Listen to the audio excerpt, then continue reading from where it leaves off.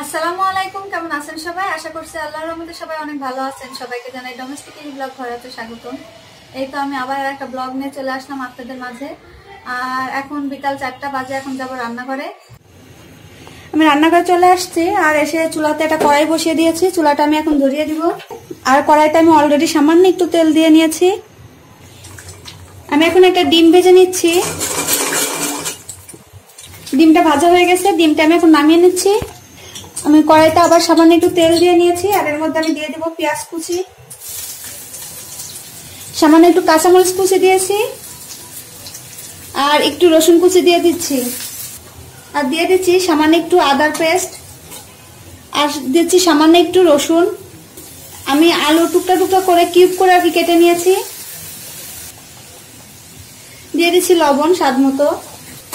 এখন আমি আলুটা ভেজে নিব, যতক্ষণ সেদ্ধ না হয় ততক্ষণ। আমি এখন আগে থেকে ভেজে রাখা ডিমটা দিয়ে দিব। এটা আমি ডিমটা নিয়ে নিয়েছি আর এর মধ্যে দিয়ে দেবো আমি সামান্য একটু সয়া সস আর দিয়ে দিচ্ছি সামান্য একটু সাদা গোলমরিচের গুঁড়া আর দিয়ে দিচ্ছি সামান্য একটু অরিগেনো। এই তো পুরটা রেডি আর আমি এখন চুলাটা অফ করে দিচ্ছি। আমি পুরটা রেডি করে নিয়েছি আর এখন আমি এই যে ডোটা নিচ্ছি। আর এটা আমি 2 ঘন্টা আগে বানিয়ে রেখেছিলাম।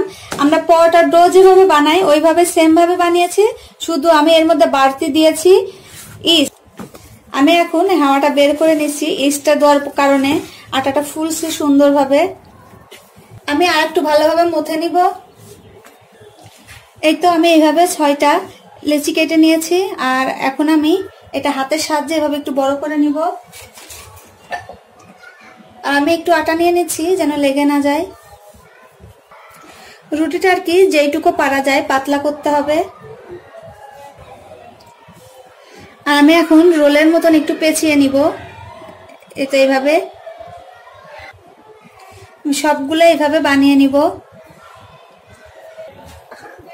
আমি চুলাতে একটা কড়াই বসিয়ে তেল দিয়ে নিয়েছি আর এই তো আমি এখন আটার প্যাটিসগুলো দিয়ে দিচ্ছি।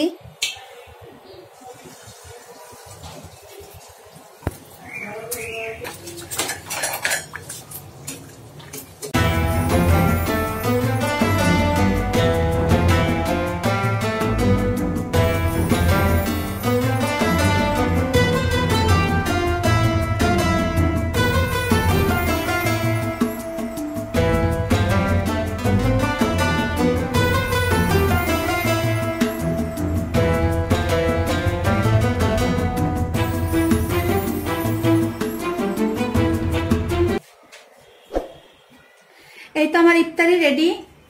আর আমি প্রতিদিনের মতন ডালের বড়া আর বেগুনি বানিয়ে নিয়েছি আর নতুন বানিয়েছি, নতুন আইটেম আজকে আছে। আটা দিয়ে যে আমি প্যাটিস বানিয়ে নিয়েছি আর এখানে রেখেছি মিষ্টি দইয়ের লাচ্ছি আর কাঁচা আমের জুস। আজকে আমাদের সামান্য আয়োজন। আর আমার আম্মু যেহেতু রোজা রাখছে এই জন্য আমি আর কি প্রত্যেক দিনই নতুন কিছু রাখার চেষ্টা করতেছি। বাচ্চা মানুষ খুশি হবে অনেক।